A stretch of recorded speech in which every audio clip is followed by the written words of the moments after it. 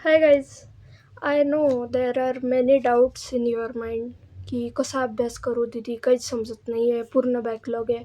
So if you have such doubts तर मी ह्या व्हिडिओच्या आहे ना खाली किंवा डिस्क्रिप्शनमध्ये किंवा कमेंट्समध्ये एक गुगल फॉर्मची लिंक देईल. तर त्या लिंकवर जाऊन आहे ना तुम्ही तुमचे डाऊट्स टाकू शकता. ते मी प्रत्येक संडेच्या लाईव्हमध्ये डिस्कस करेल. म्हणजे ह्या आठवड्यातले आता ह्या व्हिडिओवर ज्याचे डाऊट्स आलेत तर त्याचे डाऊट्स परवा डिस्कस होतील संडेच्या दिवशी. तर तुम्ही ते डाऊट्स टाका आणि ते लाईव्ह सेशन तुम्ही नंतर रेकॉर्डेडही बघू शकता. तुमचं नाव आणि डाऊट एवढं तुम्ही त्या फॉर्ममध्ये फिलअप करू शकता.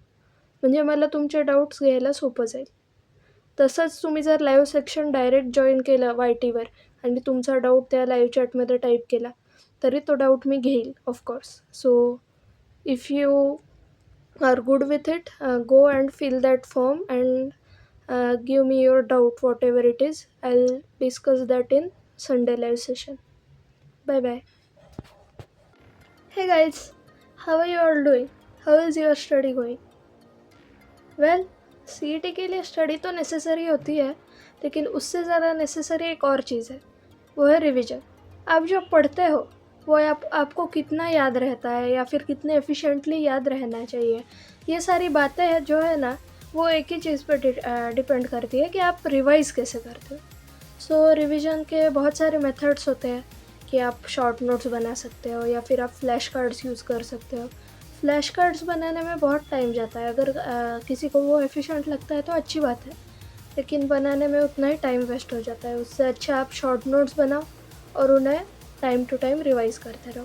दीदी ये टाइम टू टाइम क्या है, हमें कितनी बार रिवाइज़ करना चाहिए हफ्ते में, ऐसा क्या है? तो मैं तुमको मेरी ट्रिक बताती हूँ. मैं क्या करती थी ना, हफ्ते में ना मेरा संडे को टेस्ट होता था ट्यूशन में. सो 6 दिन थे मेरे पास, मंडे टू सैटरडे. सो मैं क्या करती थी, मंडे ट्यूसडे है ना पिछली वीक में या फिर जितना भी मेरा मैथ्स का अभी तक सिलेबस हुआ है वो मंडे ट्यूसडे में शाम को 1 घंटा निकाल कर रिवाइज़ करती थी. मतलब मैथ्स की रिवीजन को मुझे हफ्ते में 2 घंटे मिलते थे. जितना भी पीछे जो भी सिखाया है, जितने मेरे पास शॉर्ट नोट्स अभी तक बने हैं वो सारे उस मंडे ट्यूसडे को रिवाइज़ हो जाते थे. बाद में वेडनेसडे और थर्सडे को वैसा ही फिज़िक्स का, और बाद में सैटरडे संडे को वैसा ही, फ्राइडे सैटरडे को वैसा ही केमिस्ट्री का. सो ये मेरा रिवीजन का मेथड था. लेकिन दीदी रिवाइज़ कैसे करना है, कैसे रिवाइज़ करें, हमको तो कुछ याद ही नहीं रहता. और जब वो रिवाइज़ करने जाते हैं हम हमारे ही नोट्स, तो ऐसे चक्कर आते हैं कि हमने सच में पढ़ा है. तो let's see how to revise. So revise करने के लिए ना अलग अलग बार अलग अलग मेथड होते हैं. फॉर एग्ज़ाम्पल आपकी फ़र्स्ट रिवीजन है तो आप क्या करोगे, चैप्टर पढ़कर हो गया है, लेक्चर देख लिया ऑनलाइन या ऑफलाइन, नोट्स भी बना लिए सर ने जो जो बताया उसके लॉन्ग नोट्स. अब पहली बार रिवाइज़ कैसे करेंगे, तो उसी लॉन्ग नोट्स में से जो इम्पोर्टेंट पॉइंट्स हैं उनके शॉर्ट नोट्स बनाएंगे. ये हो गया पहली बार रिवीजन.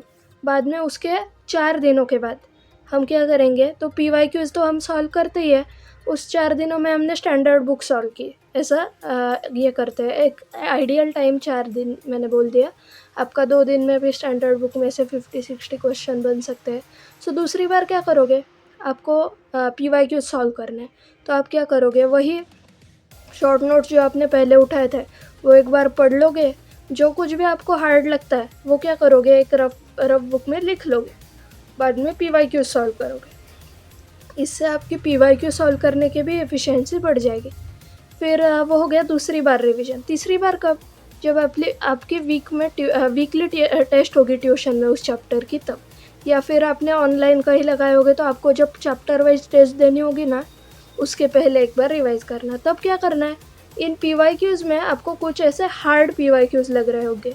हमने पिछले वीडियोस में भी चर्चा की थी कि उसके लिए अलग से एक डाउट बुक बनानी है और उस डाउट बुक में वो PYQs और उसके सॉल्यूशन लिख लेने. तो वो PYQs और उसके सॉल्यूशंस और ये आपके शॉर्ट नोट्स, ऐसे दोनों का आप कंबाइन रिवीजन करोगे तीसरी बार. और चौथी बार कब, जब आपकी फुल सिलेबस या फिर पार्शियल मॉक टेस्ट होगी. तो तब आपको क्या करना है, सारे लेसन्स के शॉर्ट नोट्स और जो लेसन आपको हार्ड जाते हैं ना उसके इस डाउट बुक में से PYQs, या फिर जो आपको पिछले टेस्ट में हार्ड गए थे, पिछले टेस्ट में आपसे सॉल्व नहीं हुए थे ऐसे चैप्टर्स के।